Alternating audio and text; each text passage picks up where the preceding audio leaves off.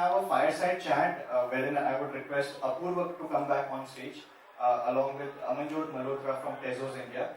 This is the first game summit, I think, in India that is happening. Let me introduce about myself. I'm Amanjot Malhotra. I'm the head of growth for Tezos. Tezos is a blockchain. It's a layer 1 solution where we're building products and entering into the blockchain in the crypto industry. And we're also looking at gaming industry because if you look at the data that we're collecting in terms of transactions and contract calls that are happening on blockchain, almost 50% of it are happening via the gaming industry. So it becomes a no-brainer for us to actually work with game developers and exciting games and work with them and bring them on chain. So that's what I do, and I'm looking forward to this discussion. Actually, honestly, I was really intrigued. Let's get started with the chat. So I was really intrigued about the presentation, lovely presentation. I learned so many new terms in terms of engagement because I personally work more on the development side. We work on, let's say, infrastructure, like getting users on board and giving them a good experience. But what we talked about was like how you can acquire customers, reactivate customers, let's say retain them as well, right? We talk a lot about machine learning. So I think like all these terms, first of all, I'm just talking from an average person, like how can I learn more about these terms, like what's happening in terms of customer acquisition? Like, the curve and the graphs are like really mind-blowing in terms of customer acquisition. I'm glad you like it. See, into machine learning, I would say we have already entered into video static or content writing. Basically, right? Yeah, mostly. So all of these, you use YouTube, we all use YouTube. Yeah. So we all know the applications of machine learning. To get started with learning, you have to do some process, right? Let's not get to that. You know how machine learning works. But again, going back to the presentation, there are 4 key pillars. I will keep repeating them again and again. A machine learning platform has to be autonomous. It needs to be self-dependent. It needs to be self-learning. It needs to make its own decisions without a human input. It needs to be autonomous. It should be able to do real-time predictions, the 14 milliseconds, the number that I spoke about. Right? Because that is where the scale and the agility goes. It needs to solve a specific problem. You would not find a machine learning problem that would cater to everything. Operational machine learning caters to a specific problem. And it should handle large scale. See, India has a population of 1.4 billion. Internet population is touching 700 million. By 2025, we'll be touching the digital population will be 900 million. That is intense. Right? That's a lot of users. For players like, for bigger players, YouTube, etc., right? They have to churn huge amounts of data, do the right detection, and get the right data to the right user. That user converts. And that is where MLs kind of, distinguish themselves from the other platforms. Because it is at a user level. It needs to drive predictions, real-time predictions. It needs to be autonomous at a user level. Right? And that is where the magic happens, basically. Yeah. I remember we used to do A/B testing, like while running advertisements.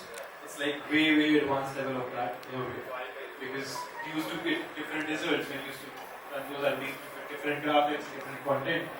That was again customization. But what you're talking about is actually much detailed way where you kind of defining personas, which ones to target, which ones not to target in terms of getting the best efficiency out of it. I think a machine can do that. And machine learning and AI are right now unavoidable because we can't do that.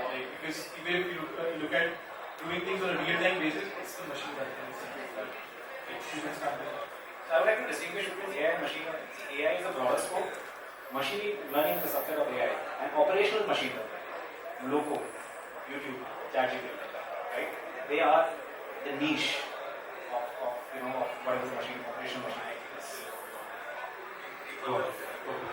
So, getting started with the questions, I would say we talked about the paradigm shift, the curve that we saw in the RMG industry, looking at the business and metrics. Like, how can machine learning assist in maximizing the metrics, like the metrics that we discussed in the work? How can machine learning do that? So I would refer back to the last slide actually. Advertisers drive installs, and measure profitability. They are using profitability as an outcome. They are not using it as an input. Right?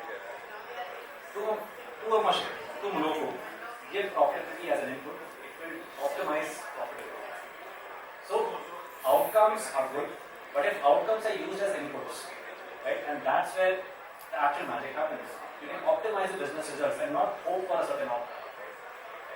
To reduce the entire manual, process of churning out the data, figuring out what has worked, what has not worked. Because the machine learning systems takes in multiple signals, right, beyond human comprehension. Right? What could be used in targeting? And 40 plus signals, 300 million plus combinations, that's the kind of data inputs that a machine learning gets. So use them as inputs in the machine learning platform. And whichever metric do you want to, as a result, it will start optimizing. So the inputs have to be correct if you want to optimize that for. I hope that makes sense. It's so much input. Just curious about that term, entering profitability as an input, like as compared to an output. Please elaborate on that. Example, you have two users. You have Apoorv Pandey and you have Aman, right? Apoorv Pandey is not profitable. He enters app and he does not retain very well, right? He does not purchase his worth of a certain value, and the frequency of purchase is also pretty low. Whereas Aman does all of these things, right? If I give your data, right, your behavioral data to machine learning, it will hunt for more users like you. If I give my data, it will hunt for more users like you. So the input has to be correct, right? If the input is null, then it will not work. Got it. So you're saying that there could be a game developer up there which can say that, I want more users like Aman as compared to Apoorv for my game because that's more suitable, let's say, right? I would say that there are a lot of casual games out there. There could be a user who's trying out a lot of casual games, not doing any purchases, and not even like trying, just playing the game for 3 or 5 minutes, and exiting. And then there's a user which is just downloading one game and playing that game for a very long time, transactions inside. So then that's basically profitability if you're taking that clear user. Yes. And I would like to say do not negate the first users because light users are also important for the business. So that's why user growth and profitability comes into the picture. Have the right metrics for user growth, have the right metrics for profitability, and use them as inputs to drive your momentum for business. So all this behavior data, is this what you mean by operational machine learning? So behavioral data can come from any source. So let's say for example we have an app, you would have first party data. Like you already would have certain customers, right? Who would be doing installs, registrations, first purchase, multiple purchases. Right? So we actually use your data to harness the power of the open internet. Once you get your data, we can figure out in those 700 million people, what's your addressable potential market? Right? How many people like you are there out in the market? How many people are likely to convert? What is the competition?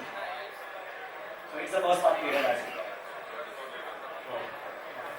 I was also curious about one more slide. I don't know what you were, but I am an automobile enthusiast. I saw that last slide and I was like, what's this doing here?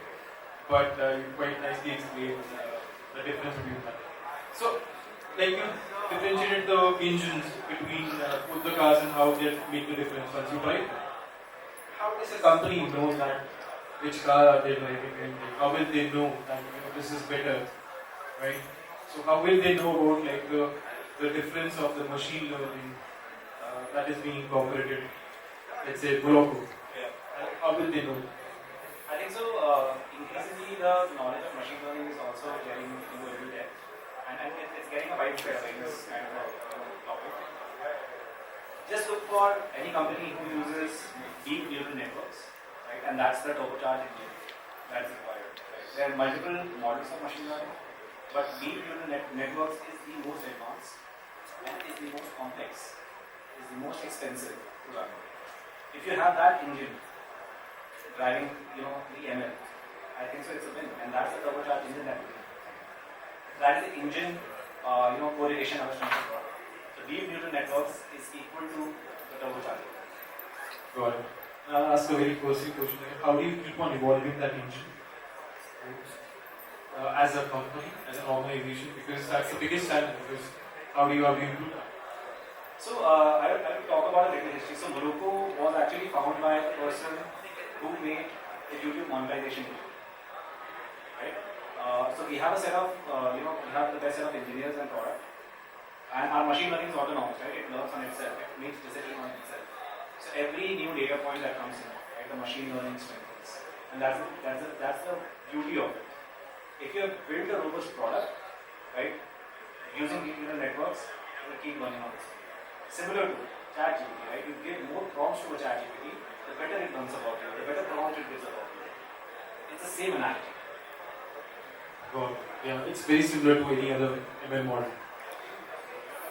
So, like, again, as we discussed about the model, like, what approaches do you believe are the most effective for harnessing it responsibly and efficiently? See, it's the let's come to the advertising context. I think it's the first party data that is very important. By using any advertiser's first party data, right, and using that as inputs to drive a certain output, I believe, and we have seen that with multiple advertisers that we have, we can drive a better value for them, name it any business, right? Or even going to the moon. I'm just saying. Not really. Alright. So, looking at the audience, I think there's so many game developers out there. I'm imagining predominantly it's mostly game developers out there. Like, any last piece of advice you would like to give them, game developers and marketeers, like to stay competitive in this market? Because I think this is the most competitive market out there in terms of all industries. Only three, I would give my advice in three points. One is take the blueprint, right? Enter the new paradigm. Have a strategic partner with you. Second is use the right inputs to drive your business outcomes. That's very important. Don't look for outcomes, use it as inputs.